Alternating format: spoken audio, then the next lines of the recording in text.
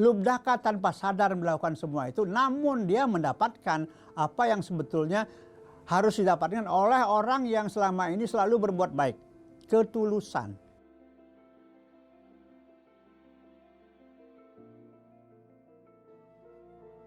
Jadi kalau kita mau hidup nyaman, tuluslah dalam melakukan segala kegiatan, segala perbuatan kita, segala perilaku kita. Jangan pernah lari.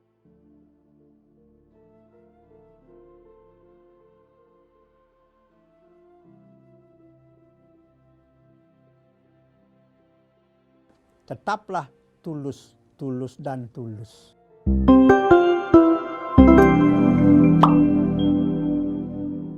Om Swastiastu.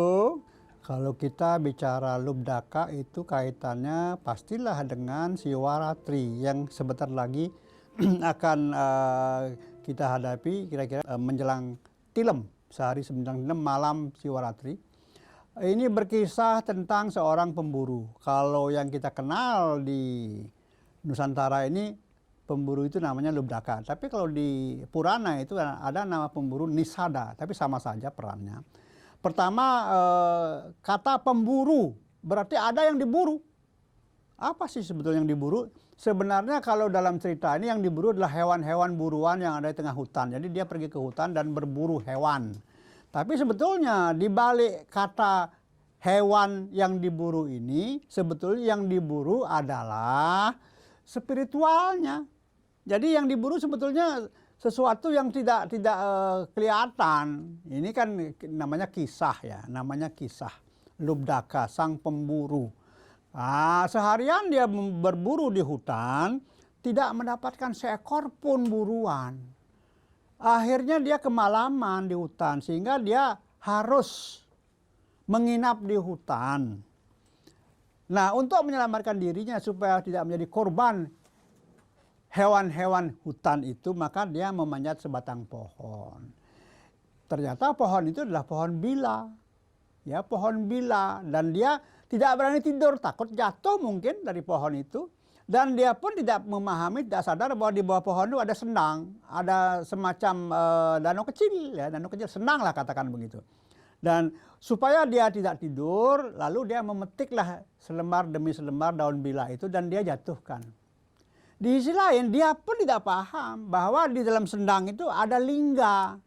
Ya kalau kita bicara lingga ya lingganya Siwa lah. Ada lingga di sana. Kemudian sampai pagi dia nggak bisa tidur. Terus jatuhkan itu. Nah, apa yang dia lakukan selama ini, ya selama semalam suntuk itu dia tidak paham bahwa itu sebetulnya hanya bahasa kiasan buat kita. Artinya apa? Kita harus menganalisa, kita harus mencari tahu, menggali apa sih yang ada, yang tersirat di dalam kisah itu. Bukan yang tersurat, tapi yang tersirat. Nah, ternyata dengan menjatuhkan selembar demi selembar daun bila itu, dan kebetulan daun bila itu mengenai lingga itu dianggap sebagai sebuah pemujaan. Ya, jadi seolah-olah si Lubdaka ini sedang melaksanakan baktinya terhadap Siwa. Nah, kemudian cerita ini berlanjut bahwa apa yang dilakukan walaupun sangat sederhana itu mengandung makna yang sangat dalam, penuh dengan nilai-nilai filsafat, bakti, pemujaan dan lain sebagainya. Nah, kemudian singkat cerita Lubdaka ini mati. Lubdaka ini mati. Yang menjadi kisah selanjutnya adalah bagaimana perjalanan jiwa sang Lubdaka. Nah, kemudian Lubdaka ini mati, dijemputlah dia oleh pasukannya Yama. Kan Yama yang menguasai alam kematian. Tapi kemudian dia diselamatkan, jiwanya diselamatkan oleh pasukan Gana. Pasukannya Ganesha, pasukannya Siwa. Ya, bahwa yang tadinya si Lubdaka ini dianggap sebagai pembunuh yang banyak karma buruknya, banyak dosanya, dan akan dihukum di Yamaloka, ternyata akhirnya dia dipaksa ambil oleh pasukan Gana, dibawa ke alam Siwa. Di sanalah dia mendapat kebahagiaan. Nah, maknanya apa? Jadi walaupun dia melakukan sesuatu yang tidak dia sadari, tapi itu bernilai bakti karena muncul dari ketulusan tanpa ada beban, tanpa ada keinginan, tanpa ada yang lain-lain yang negatif, itu juga dianggap sebagai sesuatu yang positif buat si Lubdaka ini, sehingga dia pantas mendapatkan tempat yang bagus. Nah, di sini juga untuk kita semua bahwa perlu pada akhirnya paham, walaupun dulu kita banyak membuat kesalahan, tetapi ketika muncul rasa untuk menjadi lebih baik, memperbaiki dari asubha karma menjadi subha karma, ternyata itu juga sangat bermanfaat untuk kehidupan kita. Artinya jangan terpaku bahwa karena kita selama ini melakukan perbuatan buruk, selalu akan mendapatkan hasil yang buruk. Satu saat kita akan berubah. Manusia itu pasti akan berubah. Di sanalah muncul yang namanya kesadaran diri. Tapi kalau kita lihat apa yang dilakukan Lubdaka sewaktu di atas pohon, ada nilai ketulusan. Jadi sebetulnya ketulusan itu lebih bagus, lebih baik, lebih nilai baktinya lebih tinggi daripada kebenaran yang dianggap sebagai sesuatu yang paling utama. Jadi ketulusan itu penting dalam kehidupan ini. Lakukan ketulusan, maka kita akan mendapatkan sesuatu yang tidak pernah kita bayangkan, yang mengarahkan kita kepada kehidupan yang aman dan nyaman. Lubdaka tanpa sadar melakukan semua itu, namun dia mendapatkan apa yang sebetulnya harus didapatkan oleh orang yang selama ini selalu berbuat baik.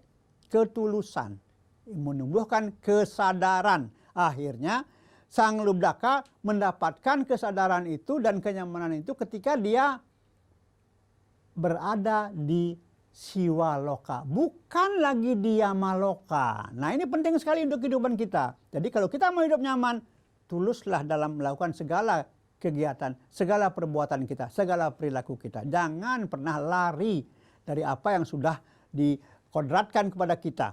Tetaplah tulus, tulus dan tulus.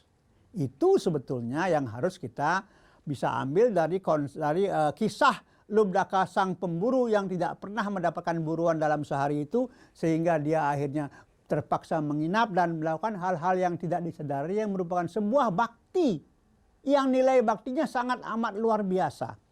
Walaupun dia penuh dengan dosa karena banyak membunuh, namun akhirnya dia mendapatkan tempat, mendapatkan kondisi yang seharusnya tidak didapatkan oleh seorang pemburu yang banyak dosa, hanya karena dia sudah melakukan bakti dengan ketulusan. Jadi kata kunci dalam kisah Lubdaka ini menjelang Siwaratri sebetulnya satu kata. Ketulusan mengantarkan kita kepada kesadaran dan akhirnya kita menemukan kenyamanan, dan itulah tujuan hidup manusia sesungguhnya dalam versinya Hindu. Itulah Lubdaka. Lubdaka seorang pemburu, tapi dia akhirnya mendapatkan tempat yang betul-betul memberikan kebebasan. Jangan-jangan ini yang disebut dengan moksa. Seperti itu. Lubdaka sang pemburu. Terima kasih.